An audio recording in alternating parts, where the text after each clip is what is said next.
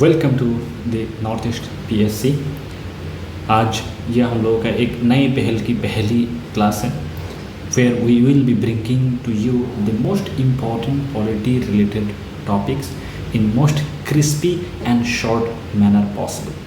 तो today we are going to discuss about preamble of the constitution. Of course जब भी हम constitution की बात करते हैं सबसे पहला डॉक्यूमेंट जो हमें पढ़ना होता है वो क्या है, हमारा प्रीएम्बल ऑफ द कॉन्स्टिट्यूशन। तो प्रीएम्बल के बारे में जानना, प्रीएम्बल को समझना, प्रीएम्बल के हर एक शब्दों से वाकिफ़ होना, to be in sync with each and every word of the preamble is what we need to no.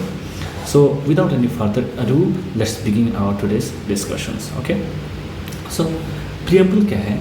अगर जब भी हम preamble की बात करते हैं, it reflects the thought process of the people who made the constitution. ठीक है, हमारे जो constitution makers थे उन लोग क्या सोच रहे थे, उनका क्या thought process था, ठीक है, उनका thought process क्या था, वो सब चीज़ें अगर हमें समझना हो, उनका दिमाग में क्या फिलोसफी चल रहा था, ठीक है, वो सारे अंडरस्टैंडिंग हमें कहाँ से मिलती है, प्रीएम्बल से मिलती हैं। Now you will ask me, आपका दिमाग में सवाल आएगा कि ऐसा क्या बात है प्रीएम्बल में जिससे हमें पता चलता है कि उस टाइम जो हमारे कॉन्स्टिट्यूशन मेकर था उनकी सोच बूझ को दर्शा रहा है। So for that I will take you to the words like sovereign. ठीक है, सोवरेन हो गया, फिर आपको पता है कि डेमोक्रेटिक, इसके अलावा आपको पता है कि रिपब्लिक। ये सारे आइडियाज़ जो हैं क्या है, ये बहुत ही प्रोमिनेंट और बहुत ही उसका ये मतलब वेस्टर्न डेमोक्रेसीज में इमर्ज होने वाली आइडियाज़ हैं।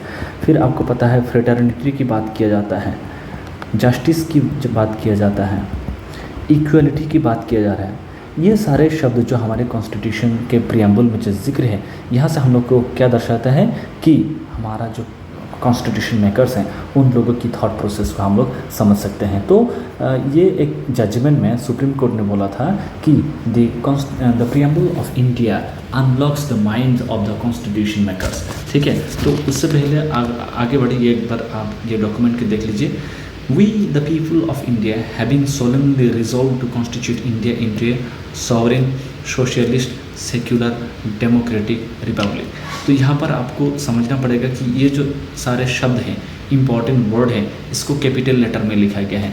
जब भी हम लोग कोई वर्ड, कोई चीज़ें कैपिटल लेटर में लिखते हैं, मतलब कि उसकी जो वेटेज है उसको बढ़ाने की कोशिश किया जा रहा है कि उसकी जो इम्पोर्टेंस है वो बहुत ज़्यादा है। एक तो आपको ये समझना पड़ेगा। दूसरी बात ये है कि अगर आप इन सारे शब्दों को एक एक करके समझने की कोशिश करें, सॉवरेन, फिर आप सोशलिस्ट की बात करेंगे, सेकुलर, ऐसा नहीं है। आपको पूरे जो आपके यहाँ पर जो 5 आइडियाज़ है इसको आपको एक साथ देखना पड़ेगा, क्योंकि यहाँ पर कोई कॉमा नहीं है, तो एक दूसरे के बगैर आप नहीं समझ सकते। All has to be there in order to make India into a perfect and most suitable democratic republic in the world. तो ये पांचों को आप अलग अलग नहीं देख सकते, they all are connected together. फिर आप देखिए यहाँ पर जस्टिस की बात हो रही है, लिबर्टी की, इक्वलिटी, फ्रेटर्निटी की बात हो रही है। तो ये सारी चीज़ें आपको क्या दर्शाते हैं कि हमारे कॉन्स्टिट्यूशन के जो मेकर्स थे उन लोगों ने किस तरह से हमारे पॉलिटी के बारे में सोच रहे थे। फिर अगर आप देखें कि यहाँ पर क्या बोला गया है, यहाँ पर 2 शब्द हैं, सोशलिस्ट और सेक्युलर। ठीक है, ये 2 शब्द ऐसा है जिसको हम लोगों ने कब ऐड किया था, 42nd कॉन्स्टिट्यूशनल अमेंडमेंट एक्ट 1976 में इसको ऐड किया गया था मिस इंदिरा गांधी की गवर्नमेंट के द्वारा। ठीक है, तो ये सारी चीज़ें हम लोग देखते हैं जब, तो हमें पता चलता है कि आपको अक्सर ये बहुत ही फेवरेट क्वेश्चन बन जाता है यूपीएससी का या फिर जो स्टेट पब्लिक कमीशन का, कि जब भी हम कॉन्स्टिट्यूशन की बात करते हैं, ओरिजिनल कॉन्स्टिट्यूशन में कौन सी चीज़ें, हमारे ओरिजिनल कॉन्स्टिट्यूशन के जो प्रीएम्बल है उसमें कौन कौन सा शब्द था, तो आपको देखना पड़ेगा। सॉवरेन, डेमोक्रेटिक, रिपब्लिक, ये तीनों था। सोशलिस्ट और सेकुलर बाद में ऐड किया गया है 1976 में। तो इस तरह से आप देख सकते हैं हम लोग प्रीएम्बल की बात कर रहे हैं। तो उसके बाद और देखते हैं क्या बोलते हैं कि सुप्रीम कोर्ट ने गोलकनाथ केस में क्या बोला कि जो हमारा प्रीएम्बल है, प्रीएम्बल क्या करता है, in a nutshell contains its ideals and its aspiration. हमारा जो कॉन्स्टिट्यूशन है, कॉन्स्टिट्यूशन की क्या सूझबूझ है, कॉन्स्टिट्यूशन की क्या एम है, ठीक है, एस्पिरेशन है, कॉन्स्टिट्यूशन की मकसद क्या है, क्या अचीव करना है, ये सारी चीज़ें हमारे प्रीएम्बल में झलकती है। ये बात सुप्रीम कोर्ट ने हमें गोलकनाथ केस में बोला है। ठीक है, फिर आप आइए बेरुवर यूनियन केस में। बेरुवर यूनियन केस एक ऐसा केस था जब 1960 में गवर्नमेंट ऑफ इंडिया कुछ लैंड पार्सल जो हैं उस टाइम की ईस्ट पाकिस्तान मतलब वेस्ट बंगाल को वेस्ट बंगाल तो नहीं बांग्लादेश को दे रहे थे। तो उस टाइम एक केस सामने आया। तो सामने आने के बाद वहाँ पर सुप्रीम कोर्ट की ऑब्जर्वेशन ये रही है कि प्रियम्बल क्या है, it is key to open the mind of makers. ये एक क्या है, चाबी की तरह है, जिस चाबी से क्या खुलता है, हमारे कॉन्स्टिट्यूशन मेकर किस सोच के साथ हमारा मतलब प्रियम्बल को फॉर्मुलेट कर रहे थे, हमारे कॉन्स्टिट्यूशन को फ्रेम कर रहे थे। ये चीज़ समझने के लिए we need to go through the preamble as it acts as a key to open the mind of makers. तो ये हम लोग देख सकते हैं बेरुवर यूनियन केस में। बेरुवर यूनियन केस में और एक इम्पॉर्टेंट केस एक जजमेंट उन्होंने दिया था। यहाँ पर सवाल आया था कि जो प्रियम्बल है is it A part of constitution और नॉट। ये सवाल सुप्रीम कोर्ट के सामने रखा गया था। क्यों? क्योंकि हमें पता है कि जो हमारा प्रियम्बल है, प्रियम्बल को कॉन्स्टिट्यूशन बनाने के सबसे आखिरी में बनाया गया था। ठीक है, जब कॉन्स्टिट्यूशन बन गया था उसके आखिरी में इसको शेप दिया गया। तो बोला गया कि क्या ये हमारे कॉन्स्टिट्यूशन का पार्ट है, क्योंकि ये तो हमारे किसी भी आर्टिकल में नहीं झलकती प्रियम्बल के बारे में, इसमें कोई पावर नहीं है। तो बेरुवर यूनियन केस में इन्होंने बहुत बड़े अच्छे से दे dive into this question and they derive to this conclusion that the preamble of Indian Constitution is not an integral part of the Constitution। तो ये बेरुवर यूनियन केस में बोला गया था। फिर हम लोग क्या देखते हैं, उसके बाद 1973 में एक फेमस केस आता है। मैं आपको 2 सेकंड के लिए दूंगा। कौन से केस की बात कर रहे हैं? यस, जिन लोगों ने सही केस के उन लोगों के लिए है कि ये केशवनंद भारती केस। केशवनंद भारती केस में ये इन्होंने बोला है, सुप्रीम कोर्ट ने बोला है कि जो प्रियम्बल है it is an integral part of the constitution of India. फिर हम लोग क्या देखते हैं, 1988 में आता है आपका LIC केस। ठीक है, 1988 में आता है शायद, नहीं 1995 में एक LIC केस आता है। LIC केस में भी सुप्रीम कोर्ट ये बोलते हैं जो हमारा जो प्रियम्बल है ये एक इंटीग्रल पार्ट है हमारे कॉन्स्टिट्यूशन ऑफ इंडिया के। ठीक है, तो ये सब हम लोग देखते हैं जब भी हम लोग प्रियम्बल की बात करते हैं। The preamble was adopted on 22 जनवरी 1947। ये डेट बहुत इंपॉर्टेंट हो जाता है। आपको लगेगा कि ऐसा तो नहीं है कि 26 जनवरी 1950 को किया गया था। ठीक है, या फिर 15 अगस्त 1947 को किया गया था। तो ये बहुत ही बाखूबी से आपको याद रखना पड़ेगा कि ये 22 जनवरी 1947 को ये अडॉप्ट किया गया था।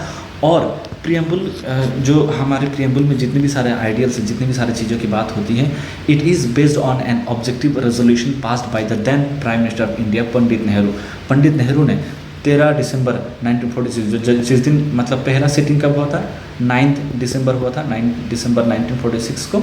ठीक है, तो सेकंड सिटिंग हुआ था आपका इसमें 13 दिसंबर को। तो 13 दिसंबर को एक बड़ा डॉक्यूमेंट लेके पंडित नेहरू और असेंबली कॉन्स्टिट्यूशन असेंबली के सामने वो पढ़ने लगे और उसको उन्होंने नाम दिया ऑब्जेक्टिव रेजोल्यूशन। ठीक है, तो इस ऑब्जेक्टिव रेजोल्यूशन में जितनी भी सारी बातें थी उसमें ज़्यादातर चीज़ों को हमारे प्रियम्बल में आज के डेट में भी झलकती हैं। तो ये चीज़ आपको याद रखना पड़ेगा।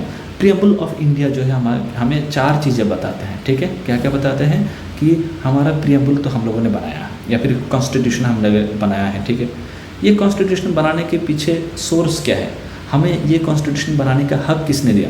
हम कॉन्स्टिट्यूशन बना रहे हैं किसी पावर के साथ, ये पावर हमें दिया किसने। तो ये सोर्स की बात करते हैं। सोर्स कौन है? We the people of India. हम लोग क्या बोलते हैं? We the people of India having solemnly resolve to constitute India into a sovereign socialist democratic republic. ठीक है, and to secure to all its citizens. तो यहाँ पर हम लोग कह रहे हैं वी द पीपल। ये जो वी द पीपल है ना, ये हमें मतलब कॉन्स्टिट्यूशन असेंबली के जो कॉन्स्टिट्यूशन मेकर्स थे उन सारे लोगों को ये पावर दिया मतलब हम लोगों ने चुन के भेजा उनको, नॉट डायरेक्टली, इनडायरेक्टली भेजा, लेकिन लोगों से ये पावर डिराइव किया गया था। फिर बोलते हैं दूसरा चीज़ जो हमें हमारे प्रियम्बल से पता चलती है वो नेचर के बारे में पता चलते हैं कि what is the nature of Indian state. Indian state का नेचर क्या होगा? सॉवरेन होगा, कि मतलब इसकी सारी जो डिसीजंस हैं इंडिया के साथ जुड़ा हुआ जितने भी सारे डेवलपमेंटल इनिशिएटिव हो, अंदरूनी मामले में कोई मतलब डिसीजन लेना हो, किसी बाहर के देश के साथ दोस्ती यारी मेंटेन करना हो, किसी बाहर के कंट्री के साथ वार करना, ये सारे डिसीजन इंडिया खुद लेगा, क्योंकि इंडिया क्या है, एक सॉवरेन कंट्री है, किसी के साथ किसी के ऊपर डिपेंडेंट नहीं है। इंडिया को अपनी इंटरनल एक्सटर्नल एक्टिविटीज़ को कैरी आउट करने के लिए किसी से परमिशन लेने की ज़रूरत नहीं है, ये हो गया सॉवरेन। सोशलिस्ट की बात करें, यहाँ पर जो ऑल राउंड डेवलपमेंट की बात हो रही है कि हमारे सोसाइटी में अलग अलग लेवल के लोग हैं, गरीब अमीर, ठीक है, इस तरह के लोग हैं, इन सारे लोगों को हमें क्या करना है, साथ लेकर चलना है, ठीक है। इक्विटेबल डिस्ट्रीब्यूशन ऑफ वेल्थ हो, हमें एक वेलफेयर स्टेट, एक ऐसा स्टेट क्रिएट करना है जहाँ पर हर एक व्यक्ति की जो प्रोग्रेस है, प्रोस्पेरिटी है, वो बराबर तरीके से देखने के लिए मिले। फिर हम लोग उसके बाद सेक्युलर की बात करें, सेक्युलरिज्म क्या होती है? Secular is when we respect each and every religion. Secularism की कॉन्सेप्ट की जब हम बात करते हैं, यूएस लाइक वेस्टर्न कंट्री से डिराइव किया गया है। वेस्टर्न कंट्री में क्या बोलते हैं कि जो स्टेट है, जो सरकार होगा, सरकार के कोई भी रोल नहीं होगा रिलीजन में। लेकिन इंडिया में हम लोग वो नहीं फॉलो करते। इंडिया में क्या फॉलो करते हैं, जो सरकार है वो हर एक रिलीजन को बराबर तरीके से प्रमोट करेगा। तो ये हो गया आपका सेक्युलर। फिर डेमोक्रेटिक, आपको पता है डेमोक्रेटिक क्या है। रिपब्लिक का आपको पता है कि हेड ऑफ द स्टेट को डायरेक्टली या फिर इनडायरेक्टली लोगों के द्वारा चुना जाता है। तो ये सारी चीज़ें हमारे इंडियन स्टेट का नेचर बन जाता है। तो प्रियम्बल से हमें सोर्स के बारे में पता चलता है, नेचर के बारे में पता चलता है। तीसरा हमें क्या पता चलता है, ऑब्जेक्टिव, क्या मतलब गोल क्या है, हमें कुछ चीज़ें एंश्योर करना है। वो क्या है कि constitution like justice, liberty, equality, fraternity, ये सारी चीज़ों का हमें एंश्योर करना है। तो ये सारा हो गया ऑब्जेक्टिव। और चौथा चीज़ जो हमें पता चलता है, date on which this constitution was adopted. और वो डेट कौन है, 26 नवंबर 1949, ठीक है। तो I think we will restrict our conversation here and we will resume for another session, hardly 10 minutes long, to finish the discussion on our preamble of the Indian Constitution. Thank you so much. See you on the next.